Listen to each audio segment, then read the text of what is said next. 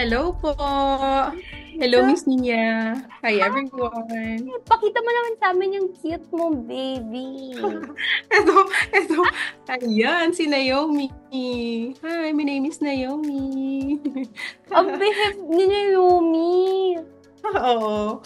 Easy lang siya na baby. Mas easy yung baby na girl kaysa sa boys. I Ay, have two really? boys, one girl. So, comparing the three, mas easy yung girl. Mas behave. Mas behave. Tapos mas sweet din. Yes, yes, yes. Although, sweet din naman yung mga boys, pero mas clingy ito. Ah, tapos ang ganda-ganda. Ang perfect ang shape ng head niya. Thank you. So, curious kaming viewers and pati ako. Like, Mm-mm. what do you do in the background while taking care of your three kids, 'di ba? Ano-ano yung Yeah. mga work na pinagsasabay mo? Ay, naku, ang dami. I'm a science teacher full-time in a private school here in Japan. So, my work is from Monday to Saturday. So, imagine that. And then, eto, yung ASVA, actually in preparation for, I want to just stay at home. Kasi, I love my kids. I want to spend time with them. So, ayun, kaya ako nag-ASVA. So I'm doing part-time as a Amazon US. Wow, I have so many questions for you. But background lang din pala, paano kayo napunta ng husband nyo and kids nyo sa Japan to begin with? I had a scholarship, MEXT. So, graduate student sa Tokyo. 3 years siya. And then, after graduation, nag-pandemic. So, we cannot go back home. So, I'm from Iloilo, sa Visayas region. So, hindi kami makabalik. So, that time, may baby na kami. Buntis ako actually that time na pumunta kami ng Japan. So, my firstborn was born in Tokyo. So, it was really difficult to travel during that time kasi nasa peak siya ng pandemic. So, we decided to stay. So, we stayed, we looked for a job, and thankfully naman meron. Kaya nagstay na lang din kami dito sa Japan. So, 6 years na kami this year. Grabe, 6 years. 6 years. Naku, kaka-travel ko lang recently sa Japan last week. So, Mm-mm. yung feeling na parang ang sarap tumira dito. Parang everything is convenient, everything is walkable, lahat fresh. And for someone na residente doon for 6 years, would you say talaga ang sarap tumira sa Japan? Mm-mm. Yes. On the side, you are working as a teacher, Monday to Saturday, tapos nagpa-part-time ka pa as Amazon VA, tapos may 3 kids ka, paano mo nababalance everything na hindi ka nasa-stress, hindi ka nahahagar, fresh na fresh ka pa din? Anong Thank you. sikreto? Time management lang din talaga kasi hindi uso sa Japan yung like na merong katulong. So, talagang tulungan lang kami ni husband. So, with the kids, hindi naman kami masyadong nahihirapan sa nila kasi we already had a system. Alam na nila yung schedule, ganyan. And then, nag-aaral na rin yung firstborn. Yung secondborn is sa Hoikuen or nursery. Tapos, ito si baby, dito lang kami sa bahay kasi naka-leave ako for 1 year sa full-time job. Pero bumalik na ako September this year. So, still online siya. So, stay at home pa rin siya na setup. November, balik na ako face-to-face. Ito yung sa school na work mo, Yes, yung full-time work. while being an Amazon VA at the same time. Tapos tama ba yung narinig ko yung mga iba mong kids, pinapa-daycare nyo? Tama. Yes, yung isa, nasa daycare siya, nasa nursery siya. Ay, oo, natandaan ko. May dadaanan kaming daycare doon. Ang Yes, cute. oo. Safe naman din kasi, tsaka well taken care sila. Tsaka maraming trainings na beneficial for the kids. Tapos, Lalo na yung nutrition. oo nga, no, na-realize ko. Kaya rin pala, dahil busy ang mga parents sa Japan, hindi uso ang maid. So, ginagawa nila, nila sa daycare. Yes, oo. Ang galing ng sistema. And paano mo Mm-mm. naman pala nahanap yung Amaze Nation? Diyan lang din mo siya na-discover while you're in Japan? Oo, kasi 'di ba, nung buntis pa ako sa third, nag-usap na kami ni husband na isa sa amin, we want to stay at home, we need a visa pa, so we need one of us na full-time job. So kaya we're planning ahead na, sige, if si husband yung mag-work dito sa Japan to support our visa, ako magstay at home. Pero syempre, I want to earn din. Oo. So, nahanap ko si Amaze Nation. Actually, sa Facebook before, nakikita ko na siya, pero I thought, Philippines, may Amazon, so it's a scam for me. Hindi ko lang naman siya na-check, no? So, I thought it's a scam. Pero nung nakita ko siya, kasi we want to put up a business, pero we do not know what kind of business. Kaya, lahat ng ni RDR Talks, kasi they're focusing on business yung content nila, 'di ba? And I have nobody to like be a mentor na tulungan ako sa business na ano. So, nakita ko si Coach Lish Aquino in interview ni Boss RDR. So, kaya, sabi ko, legit siya. So, kaya napacheck ako. So, no question, lahat na ng success stories, pinanood ko na siya. At saka, ayun, nag-invest talaga ako in this skill kasi pwede lang naman pala siya na matutunan. Hindi pala siya yung tipo na linya-linya na type. Kung kay RDR Talks mo lang na-discover, so very recent lang within this year. Very recent. Yes. Doon napanood mo, nag-enroll ka kaagad? Hindi pa muna kasi sabi ko wala pang-enroll. Pero effective siguro yung strategy na i-bundle. Bundle, yung tatlo, if you're familiar. Barkada bundle of 4? No. Yung tatlo talaga, yung FAM, tapos Dollar Profit Mastery, tsaka ASBA. Okay. Yung bundle na yun. Yung bundle na yun. Last day na talaga. So, I said, okay. Ever since kasi scholar ako, di ako na magbayad for my tuition. So, this is my first time to really pay for my education. Yun. First ever. Wow, ha? Congratulations for always being a scholar. You must be very smart. Yeah. So, kaya ayun. Napa-enroll talaga ako sa last day na mismo. Last day on the spot, kailan yung last day na yun? Parang last day of May, yung enrollment for the bundle. So, nakahabol naman ako. Kamusta naman through the following days, yung nakuha mo na yung course? Nung nakuha ko yung course, so 3 siya, tsaka ang dami. So, parang, wow, makakaya ko ba to? Pero 1 year naman ako na free, diba? So, sige, on my own pacing. So, sa ASVA, before, hindi pa ako elite. Advanced student pa ako. So, everyday, nanonood pa rin ako ng mga success stories. At saka, mas gusto ko na may someone to be accountable sa studies ko. Kaya, ayun, I enrolled na nag-elite. So, sinong coach mo nun? Si Coach Hannah. Coach Hannah. And masaya naman ba experience mo with Coach Hannah and being an elite student? Yes, of course. Highly recommended. I'm really thankful, grateful talaga. Ano yung mga challenges na face mo when you were a student, and how did the coaches or your classmate from elite class help? Ay, naku, talagang yung number 1 homework, not number 1, number 2, no? Kasi yung number 1 is yung why. Number 2, yung product research. Sabi ko madali lang to kasi by profession, I'm a researcher. Sa science field. I'm a researcher. So sabi ko madali lang talaga to. Carry to. Ay nako, nung naghahanap na talaga ako ng product, nako, sobrang hirap pala talaga siya. Kasi akala ko nga, pag may criteria, madali siya. Pero mahirap pala. Pero nakaya. So, doon ako natagalan. Actually, lahat ng homeworks ko, late siya. Kasi nga, I'm a mom. Tapos, kakapanganak ko lang. So, mahirap din sa schedule. Plus, yung helium-10 nakikishare. So, pag hati-hati kayo ng mga classmates mo? Hati kami. So, mahirap sa side ko kasi nasa abroad. So, if nasa abroad ka, parang yung mismong account holder ng Helium-10, kailangan niya pang i-approve. So, mahirap yung time. So, doon ako nahirapan. So, I need to adjust din sa time na ka-share ko. Pero, after that, ni-encourage ako ng mga ka-batchmate ko sa batch 39. Sabi nila, kaya mo mo yan.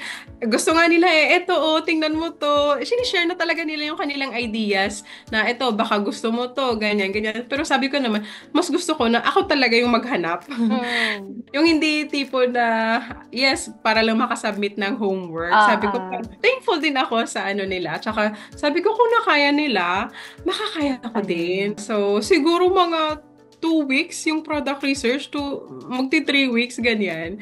Pero, thankful din ako kay Coach Hannah kasi sabi niya, it doesn't need to be perfect as long as may output ka, tsaka may ginagawa ka every day to move forward. So, submit ka lang para I can check. At least, helpful talaga yung coaching. Yes. Oo, no. Yung mga iba kasi, like, masyadong perfectionist, overthinker. Well, it's pretty normal naman. And to the point, kasi may mga iba hindi na talaga magpapas. And to be honest, isa na ako sa mga ganon. Wala na talaga ako bahana. And sabi nila din ni Coach Sanya na mag-pass ka na lang din. And it was the best decision ever. Kahit alam ko naman hindi winning product yung akin. At least nalaman natin kung ano yung what needs to work on, ano yung room for improvement. And nakatulong din yun hanggang until maging Amazon VA ako. So yun. True. Coach Hannah pala. Hi, Coach Hannah. I hope you're watching right now. Of course. Pinanood ko din yan si Coach Hannah. Sabi ko, sana siya magiging coach ko. At galing na manifest. Oo, na manifest. Tsaka yung group name namin, Manifest, o diba? Manifest ay oo nga pala. Manifest, yes. Oo, pangalan ng mga classes na elite ni Coach Hannah. So from your perspective, Rina, na you have an educational background, you've done research, diba? So anong masasabi mo sa modules ng Amaze Nation? You have any feedback or any room for improvement na nakikita mo, or anything that you would observe sa modules ng Amaze Nation that you'd like to share? So yung modules actually, very easy lang siya i-follow. So kahit siguro wala kang coach, kayang-kaya talaga siya. And very easy to understand. Kahit hindi ka knowledgeable sa English, kayang-kaya siya. Complete siya kumbaga. So may recording at the same time may mga PDFs pa. So kaya-kayang balikan. And pwede din kahit wala kang laptop, sa cellphone kaya siya, no? Kung hindi ka maka-open ng laptop. And for the improvement, I'm not sure if, siguro decent naman, diba, yung mga recordings. Like, applicable pa rin siya. Kasi we know na Amazon is continuously changing. Yes. For me, it's really perfect. Okay, thank you so much. And hanggang dulo, natapos mo talaga siya? Yes! yung Art of Seduction, talagang pinapag-practice. Pinapag-practice. Speaking of Art of Seduction, how was that module part for you? It was really encouraging and nakapag-help siya to boost my confidence. Yung how to negotiate with your clients. Yes. So, talagang malaking tulong siya. So, paano mo na-start yung paghahanap mo ng clients? Tinapos mo muna yung module or while you were studying the modules, naghahanap pa na ng clients? How was the journey for you? So, tinapos ko muna yung modules before ako nag-start maghanap ng clients. After namin ng graduation talaga. So, may si coach na ganito yung gawin mo next, ganyan-ganyan. So, pinano ko lang din talaga yung inputs ni Coach Hannah. Tapos, nag-start na ako mag-apply na fully optimized na yung profile ko. Meron akong profile sa LinkedIn, sa Upwork, kasi meron akong Upwork before. Pero yung mga portfolio, parang in-upload ko siya sa Upwork ko. At saka doon talaga ako nakahanap actually ng client. Ay, sa Upwork?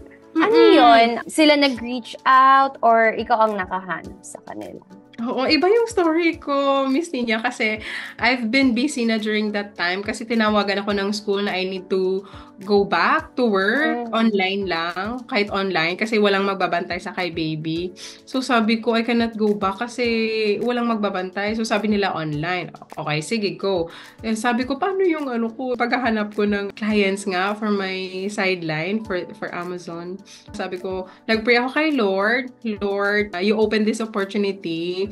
And I really wanted this opportunity. I don't have time na, Lord, to apply So before that, nag-apply ako. Siguro mga less than 10 lang. Tsaka Mm. isang interview, ganon. Tapos, sabi ko kay Lord, let them find me na lang, Lord, if you really want me to work. Kasi pinagpipray ko talaga na part-time. Wala na akong time to really make it full-time. Basta gusto ko lang experience. Kasi yun yung hinahanap nila. Experience. Talagang after that prayer, a day after, in-answer siya ni Lord. So, naka-receive ako ng email from my client now na sabi niya, nakita niya daw yung profile ko sa Upwork. Oh, So, nice. so sabi niya, can we hop on a call para at least I can present to you what we need, ganyan, about my company, ganyan. So, sabi ko, wow, grabe si Lord. Yeah, talagang, ano din nagmamadali din si Lord. So, ayun. So, we discuss a day after kung ano yung type ng work na ginagawa ko now. Ay, nice!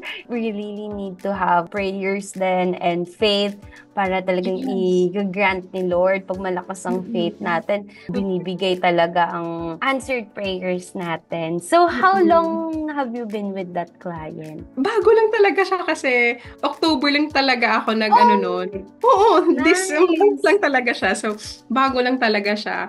Akala ko nga talagang Upwork yung transaction. Hindi pala.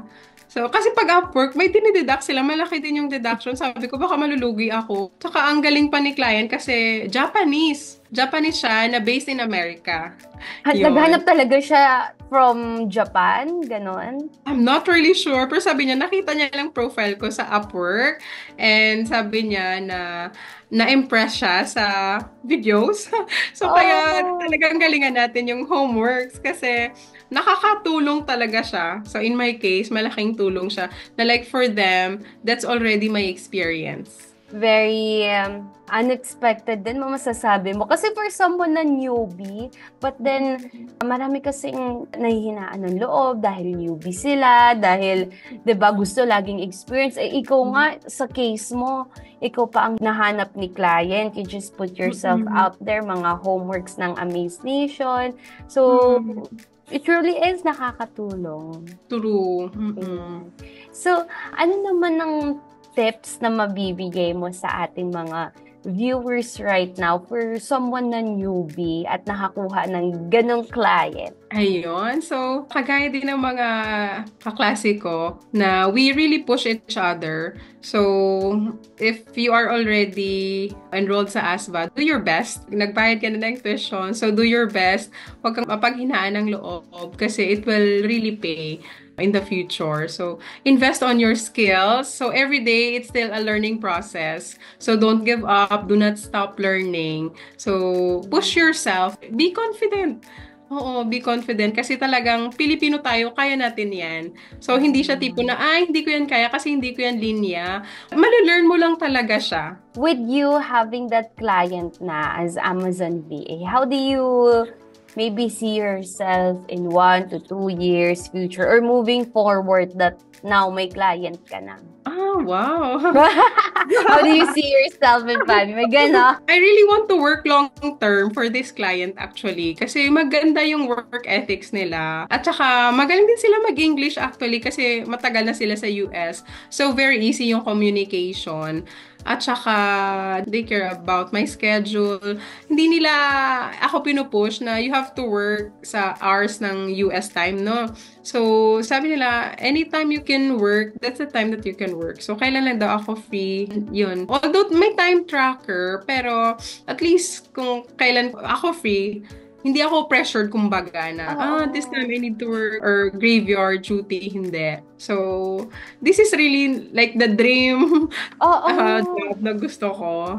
Imagine you can just work from the comfort of your home anytime. Yes, tama, no? And deserve mo yan because you really put it in the work. Tinapos mo yung modules, you did your best, and malakas yung biggest why mo, diba? You be with your kids, you love your kids so much, and madami pang pwede mangyari dyan sa career mo as an Amazon VA. So, congratulations, Rina! Yes, tsaka pray, of course, pray kayo.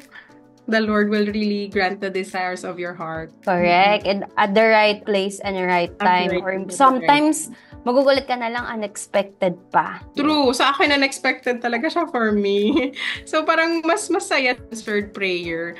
Tsaka hindi scam si Amaze Nation. Thank you for the opportunity. Oo, as in. Oo nga, no. Kasi sometimes pag sinabi na hindi nangyayari sa kanila, scam agad. May mga ganun chika-chika ever. So, nasa atin talaga ang gawa. Yun.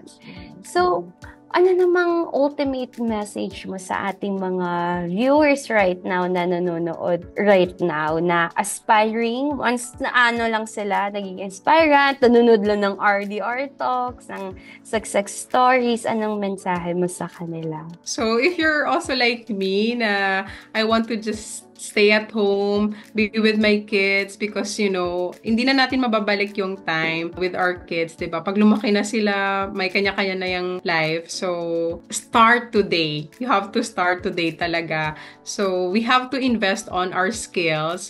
Hindi tayo tinuruan sa school to do this one, but we are really grateful na may opportunity na ino-offer si Amaze Nation. So, talagang bawing-bawi yung puhunan nyo. Talagang maghanap kayo ng way to really enroll. I really recommend na mag-enroll kasi yes, we know na may YouTube, ganyan, pero hindi siya complete eh.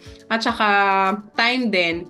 So if you enroll at the comfort of your home, tsaka kung anong time ka available to do your as homework or to do the modules. So, anytime you can access siya, at saka 1 year pa siya, plus the community. Na community talagang minaximize ko siya. I join sa lahat ng mga group chat. Although I'm not really active, nagba-backread ako. So, very grateful ako sa mga tumutulong, sa mga nagki-question din, sa mga nag-answer ng question, sa mga coaches, sa kanilang mga advice. Like sila Coach Derek. So, nag-join din ako sa group nila. Sa malaking tulong, nakaka-encourage siya to uplift one another. So, start today. And believe in yourself. Be confident na makakaya mo yan. Darating din si the one. If you are ready na. Ay, tama. And I think nabigay sa'yo ni Lord yun, Rina, because you were ready at that time. Yes, thank you, Lord. Thank you so much, Rina, for being our guest. I know that you're very busy and thank you, diba? Kasi shinare mo sa amin ang beauty ng iyong baby little girl. Ang cute-cute niya talaga. Naomi. Naomi. Yes, and my actually, yung gusto ko talaga, miss niya, no? Maging Amazon seller. Ay, oo. Di ba may courses ka pa nung seller? Pero gusto ko kasi Japan. Pero I think it's still the same. So I'm still praying na next year makapag-start kami sa Amazon Japan. Ay, pwede din online arbitrage yung Dollar Profit Mastery. Helpful din yun. Kayang-kaya mo yan. Ikaw pa ba? And with the learnings na nakukuha mo as Amazon VA, it will contribute to your own business, diba? Yes. Having your own empire. Yeah, same kay Coach Lish na nag-start din siya, 'di ba, as VA. Oo. Correct. So talagang inspiring yung story ni Coach Lish. And you as well, you are very inspiring. Thank you. Imagine, nanonood lang ako ng mga success stories. Sabi ko, wow, I really hope na one day. Ikaw na nga. Ngayon ako na din. Wow, thank you, Lord. Malay mo, ikaw na naman ulit. Tapos this time, as seller naman. Seller naman, bongga. Thank you, Lord, if the time will come. And your Amaze Nation family are here to support you. Yan. So, thank you so much, Rina, for sharing us and gracing us with your time. Maybe my last question to you is, are you a proud ASBA member? Of course, I'm a really proud ASBA member, 100%. Thank you so much for watching this video. If you want to know more about freelancing, follow us on our Facebook, TikTok, LinkedIn, and Instagram page. And if you have any inquiries, just contact the number on your screen. This is your Amaze Nation brand ambassador, Nina, and with Amaze Nation, we provide life-changing learning for extraordinary living. See you next time.